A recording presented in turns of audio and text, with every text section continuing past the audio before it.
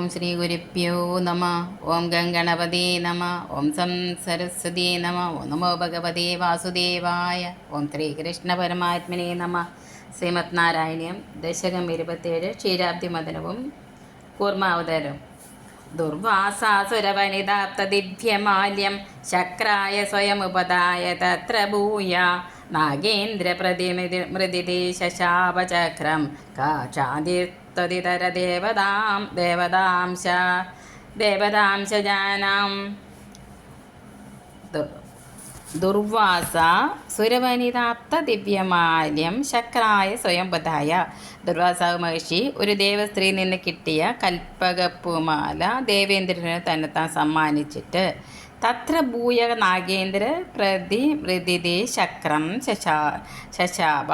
അത് പിന്നെ ഐരാവത നശിപ്പിക്കപ്പെട്ടപ്പോൾ ദേവേന്ദ്രനെ ശപിച്ചു. ത്വതിതര ദേവതാംശജാനാം കാ ശാന്തി. നിന്തിരുവടി ഒഴികെ മറ്റുള്ള ദേവന്മാരുടെ അംശങ്ങളിൽ നിന്ന് ജനിച്ചവർക്ക് എന്ത് ക്ഷമയാണുള്ളത്? ദുർവാസാവ് മഹർഷി ദേവസ്ത്രീയിൽ നിന്ന് ലഭിച്ച ദിവ്യമായ ഒരു പുഷ്പമാലയെ ദേവേന്ദ്രന് സ്വമനസാരെ കൊടുത്തിട്ട് ആ മാല പിന്നീട് ഗജശ്രേഷ്ഠനായ ഐരാവതത്താൽ ചവിട്ടി അരയ്ക്കപ്പെട്ടപ്പോൾ ഇന്ദ്രനെ ശപിച്ചു.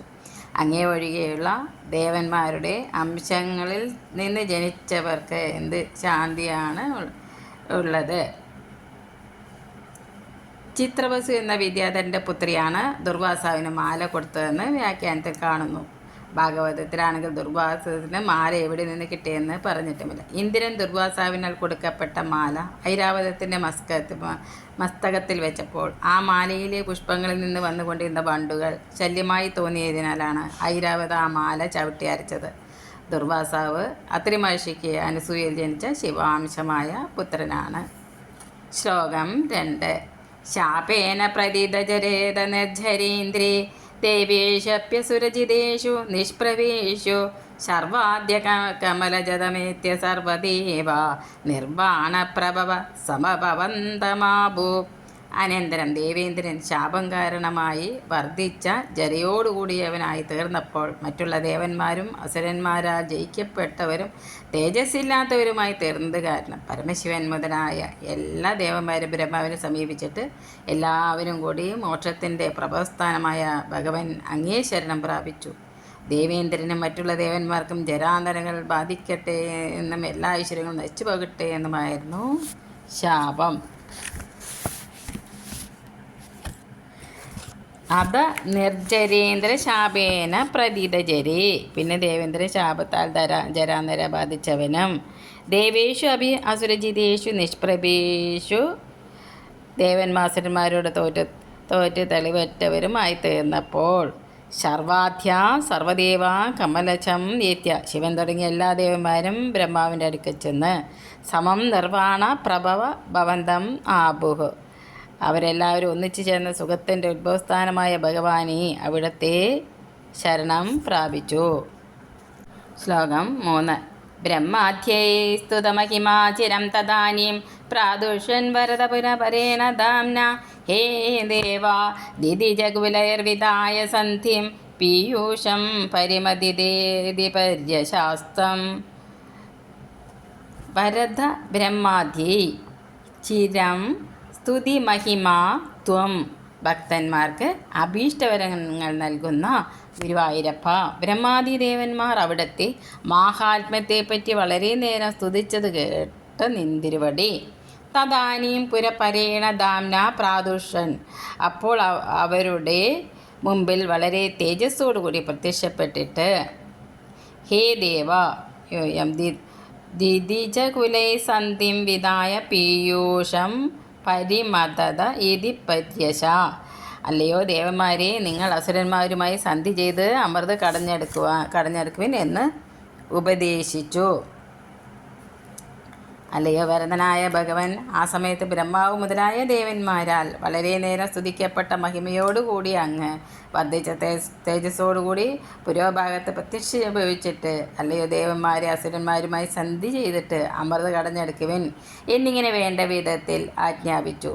ദേവന്മാരും അസുരന്മാരും ജാത്യ ശത്രുക്കളാണ്. എങ്കിലും കാര്യസാധ്യത്തിനായി അസുരന്മാരുമായി സന്ധി ചെയ്യുവാനും പാൽക്കടൽ കടഞ്ഞ അമൃതം സമ്പാദിക്കുവാനുമായിരുന്നു ഭഗവാൻ ആജ്ഞാപിച്ചത്.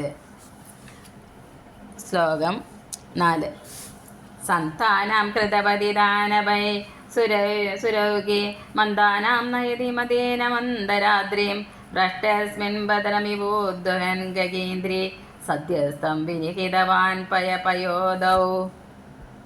സുരൗകെ ദാനവൈ സന്താനാം കൃതവതി, ദേവന്മാർ അസുരന്മാരുമായി സന്ധി ചെയ്തതിനു ശേഷം മന്ദാനാം മന്ദരാദ്രിയും മതേന നയതി, കടയാൻ കടകോലായി നിശ്ചയിച്ചിട്ടുള്ള മന്ദരപർവ്വതത്തെ അഹങ്കാരത്തോടുകൂടി എടുത്തു കൊണ്ടുപോകുമ്പോൾ അസ്മിൻ ഭ്രഷ്ടി, ആ പർവ്വതം വീണ പോകിയാൽ സദ്യത്വം ബദരം ഇവ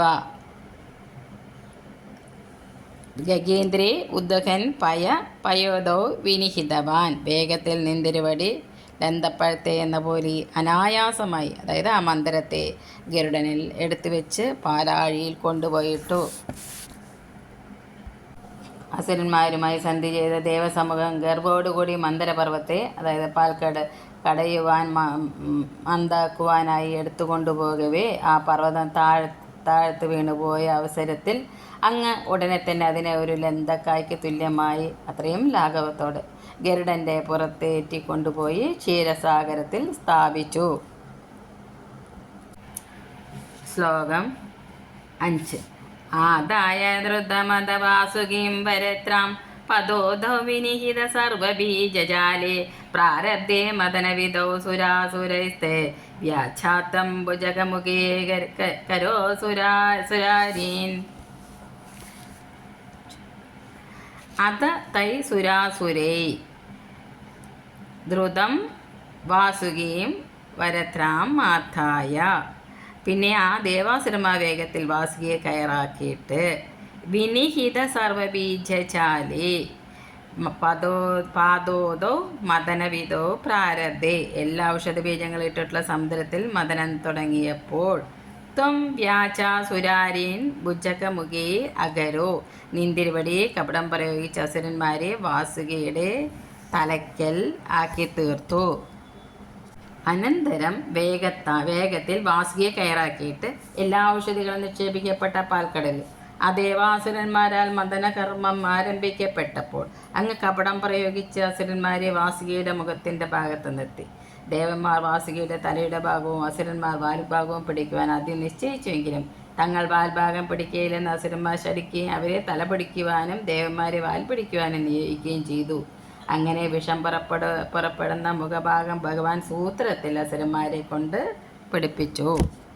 ശ്ലോകം 6. ക്ഷുബ്ധാദ്രൗ ക്ഷുഭിതജലോദരീ തദാനീം ദുഗ്ധാബ്ദൗ ഗുരുതരഭാരതോ നിമഗ്നേ ദേവേഷു വ്യതീതതമേഷു തത്പ്രിയൈഷി പ്രാണൈഷി കമടധനം കഠോരപൃഷ്ടാം. ക്ഷുഭിതജലോദരീ ദുഗ്ധാബ്ദൗ, വെള്ളത്തിൻ്റെ ഉൾഭാഗാകെ കലങ്ങി മറിയുന്ന പാലാഴിയിൽ. തദാനീം ക്ഷുബ്ധാദ്രൗ ഗുരുതര ഭാരത നിമഗ്നേ, അപ്പോൾ കടകോലായ മന്ദപർവ്വതം അതിമഹത്തായ ഭാരത്താൽ താണുപോവുകയും ദേവേഷു വ്യതിത തമേഷു, ദേവന്മാർ വളരെയേറെ ദുഃഖിക്കുകയും ചെയ്ത സമയത്ത് തത്പ്രിയൈഷി ത്വം കഠോരപൃഷ്ടാം കമടധനും പ്രാണൈഷീഹി, ആ ദേവന്മാരുടെ സന്തോഷത്തിന് വേണ്ടി നിന്തിരുവടി കടുപ്പമുള്ള പൃഷ്ഠഭാഗത്തോടു കൂടിയ കൂർമ്മത്തിൻ്റെ ശരീരം സ്വീകരിച്ചു. കൂർമ്മരൂപിയായ ഭഗവാൻ സമുദ്രത്തിൻ്റെ അടിയിൽ ചെന്ന മന്ദരപർവ്വതം പൊക്കുന്നു. ആ അവസരത്തിൽ സമുദ്രജല അന്തർഭാഗത്തെ മുഴുവൻ കലക്കി മറിച്ച് കടകോലായ മന്ദരപർവ്വതം വലുതായ ഭാരം നിമിത്തം പാൽക്കടലിൽ മുങ്ങിപ്പോയപ്പോൾ ദേവന്മാർ ഏറ്റവും ദുഃഖിതരായി തീർന്നിരിക്കെ അങ്ങ് അവർക്ക് പ്രിയം ചെയ്യുവാൻ ആഗ്രഹിക്കുന്നതിനായി കഠിനമായ പൃഷ്ഠഭാഗത്തോടു കൂടിയ കൂർമ്മ വപുസിനെ ധരിച്ചു. സർവത്ര ഗോവിന്ദനാമ സങ്കീർത്തനം. ഗോവിന്ദ ഗോവിന്ദ. ശ്രീ ഗുരുവായൂരപ്പ ശരണം. സർവം ശ്രീകൃഷ്ണപാദാരവിന്ദാർപ്പണമസ്തു.